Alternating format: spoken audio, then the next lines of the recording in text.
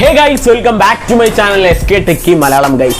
നമ്മുടെ വീഡിയോ എന്ന് പറയുന്നത് കൽക്കി സിനിമ കണ്ടവരായിരിക്കും നിങ്ങൾ എല്ലാവരും. അപ്പോൾ അതിനകത്ത് നിങ്ങൾക്ക് ഏറ്റവും കൂടുതൽ മോസ്റ്റ് ഓഫ് ദി ക്വസ്റ്റ്യൻ എന്ത് ഡൗട്ട് വന്നിട്ടുള്ളത് രണ്ട് കാര്യമായിരിക്കും. കൽക്കി ആരാണ്, അത് ആ വില്ലൻ ആരാണ്, അതുപോലെ തന്നെ ആ വില്ലൻ എങ്ങനെയാ അമ്പെടുത്തു എന്നുള്ളത്.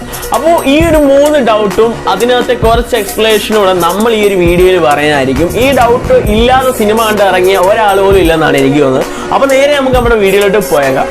അപ്പോൾ ആദ്യത്തെ നിങ്ങളുടെ ക്വസ്റ്റ്യൻ എന്ന് പറയുന്നത് വൂ ഇസ് കൽക്കി, ആരാണ് കൽക്കി? അപ്പോൾ ആരാണ് കൽക്കി? ഈ ഒരു ചോദ്യം നിങ്ങൾ മഹാഭാരതം അറിയാമെങ്കിൽ നിങ്ങൾക്ക് ഇത് മനസ്സിലാവും. കാരണം എല്ലാ പ്രശ്നങ്ങളും ലോകത്തിന്റെ അവസാനമായിട്ട് എല്ലാ പ്രശ്നങ്ങളും വരുമ്പോൾ മഹാവിഷ്ണു മൊത്തത്തിൽ നശിപ്പിച്ചിരിക്കുകയാണ് ഈ കോംപ്ലക്സ് എന്ന് പറഞ്ഞ ഈ ട്രയാങ്കിൾ ഷേപ്പുള്ള ആ ഒരു സാധനം.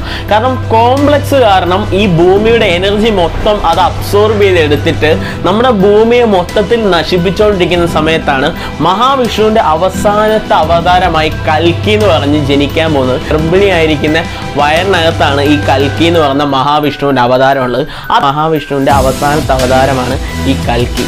ഓക്കെ, ഇനി അടുത്ത നിങ്ങളുടെ ഒരു ചോദ്യമായിരിക്കും, ആരാണ് ഈ അതിനകത്ത് കാണിക്കുന്ന വില്ലൻ, ആ കോംപ്ലക്സിനകത്ത് കാണിക്കുന്ന വില്ലൻ? ഈ വില്ലൻ ആരാണെന്ന് നിങ്ങൾക്ക് അറിയണമെങ്കിൽ ഈ വില്ലൻ ഏകദേശം 280 വയസ്സിന് അടുത്തുണ്ട്. ഈ 280 വയസ്സിന് അടുത്തെന്ന് പറയുമ്പോൾ ഒരു മനുഷ്യന്റെ ലൈഫ് സ്പാൻ എന്ന് പറയുന്നത് 100 വർഷം അല്ലെങ്കിൽ 110 വർഷമാണ്. പക്ഷെ അയാൾക്കുള്ള വയസ്സ് 280 വയസ്സാണ് സിനിമയിൽ പറയുന്നത്. ഈ 280 വയസ്സ് കഴിഞ്ഞിട്ടും അയാൾ മരിക്കാതെ നിൽക്കുന്നു. അതിനുള്ള കാരണം കോംപ്ലക്സ് എന്ന് പറഞ്ഞ ഒരു സാധനം ഭൂമിയിലെ എനർജി മൊത്തം വലിച്ചെടുത്തിട്ട് ഇയാൾ അത് അബ്സോർബ് ചെയ്യാണ്. ഇയാൾക്ക് ഇയാളുടെ ലൈഫ് സ്പാൻ കൂട്ടാൻ വേണ്ടി ഇയാൾ ആ ഒരു എനർജി മൊത്തം അബ്സോർബ് ചെയ്തെടുക്കുകയാണ്. എന്ന് വെച്ചാൽ ആ ഒരു ഇയാളെ കാണിക്കുന്ന എല്ലാ സീനിലും ഇയാൾ മെഡിറ്റേഷൻ ചെയ്യാണ്. അതിൻ്റെ ഒരു റീസൺ എന്ന് പറയുന്നത് ഇയാളുടെ ലൈഫ് സ്പാൻ കൂട്ടാൻ വേണ്ടി മെഡിറ്റേഷനിലൂടെ അയാൾക്ക് എന്തൊക്കെ സ്കിൽസ് അക്വയർ ചെയ്യാൻ പറ്റുമോ അതൊക്കെ അക്വയർ ചെയ്യാൻ വേണ്ടിയാണ് പുള്ളി മെഡിറ്റേഷൻ. നമ്മൾ എപ്പോൾ സീൻ അതിനകത്ത് കണ്ടാലും പുള്ളി മെഡിറ്റേഷൻ ചെയ്യുന്നതാണ്. പിന്നെ ഇയാൾ ആരാണെന്ന് ചോദിച്ച പേര് സുപ്രീം യാസ്കി എന്നാണ്. സിനിമ കണ്ട നിങ്ങൾക്ക് എല്ലാവർക്കും അറിയാൻ പറ്റും. ഈ സുപ്രീം യാസ്കി എന്ന് പറയുന്നത് സ്വന്തമായി ദൈവമാണ്, ആളുകളെല്ലാം ഭരിച്ച് സ്വന്തമായി ദൈവമായാണ് കാണുന്നത്. ഈ ഒരു ലോകത്ത് ഒരേ ഒരു കാസ്റ്റ് അല്ലെങ്കിൽ ഒരേ ഒരു മതം അല്ലെങ്കിൽ ഒരേ ജനക്കൂട്ടം മാത്രമേ ഉള്ളെന്ന് ഇയാളുടെ കീഴിൽ എല്ലാവരെയും ഭരിച്ചുകൊണ്ടിരിക്കുകയാണ് ഈ പറയുന്ന സുപ്രീം യാസ്കി. അപ്പോൾ പുള്ളി ആരാണെന്ന് അല്ലെങ്കിൽ പുള്ളി ശരിക്കും ദൈവമാണോ എന്ന് അതിനകത്ത് പറയണില്ല. പക്ഷെ അതിനകത്തൊരു ക്ലൂ പോലെ കൊടുക്കുന്നുണ്ട്. ആ കുരങ്ങളിൽ നിന്ന് മനുഷ്യനിലേക്ക് പോകുന്ന ഒരു എവല്യൂഷൻ അതിനകത്ത് കാണിക്കുന്നുണ്ട്. ആ എവല്യൂഷന്റെ ഏറ്റവും അവസാന ഘട്ടത്തിലാണ് ഈ പുള്ളി നിൽക്കുന്നത്. എന്ന് വെച്ചാൽ പുള്ളിയാണ് മനുഷ്യനിൽ നിന്ന് ഏറ്റവും അവസാനത്തെ എവല്യൂഷനായിട്ട് പുള്ളി തന്നെ കണക്കാക്കി പുള്ളി ദൈവമാണെന്ന് പറഞ്ഞാണ് അതിനകത്ത് ഇരിക്കുന്നത്.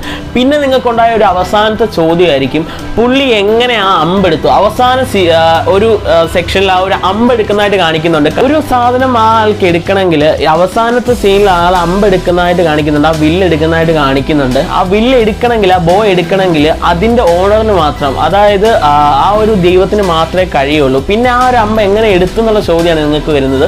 അതെടുത്തതിന്റെ കാരണം ഇയാൾക്കൊരു ഡ്രോപ്പ് ഉണ്ട്. എന്ന് വെച്ചാൽ നമ്മുടെ മഹാവിഷ്ണുവിന്റെ അവതാരത്തിൽ നിന്ന് പുള്ളിക്ക് ആ ഒരു പ്രഗ്നൻസി ആയിരുന്ന ടൈമിൽ പുള്ളിക്കൊരു ഡ്രോപ്പ് അതിനകത്തുനിന്ന് കിട്ടി. ലൈക്ക് ആ ഒരു ബ്ലഡിന്റെ ഡ്രോപ്പ് ആ സാധനത്തിൽ നിന്ന് കിട്ടിയിട്ടുണ്ട്. ആ ഡ്രോപ്പ് പുള്ളി അബ്സോർവ് ചെയ്ത് മഹാവിഷ്ണുവിന്റെ ഒരു പവർ അല്ലെങ്കിൽ പുള്ളി ആ ഒരു എനർജി പുള്ളിയുടെ ദേഹത്ത് കയറിയിട്ടാണ് പുള്ളിക്ക് ആ ഒരു ബോ എടുക്കാനുള്ള സ്കില്ല് കിട്ടിയത് അല്ലെങ്കിൽ ആ ഒരു കഴിവ് കിട്ടിയത്.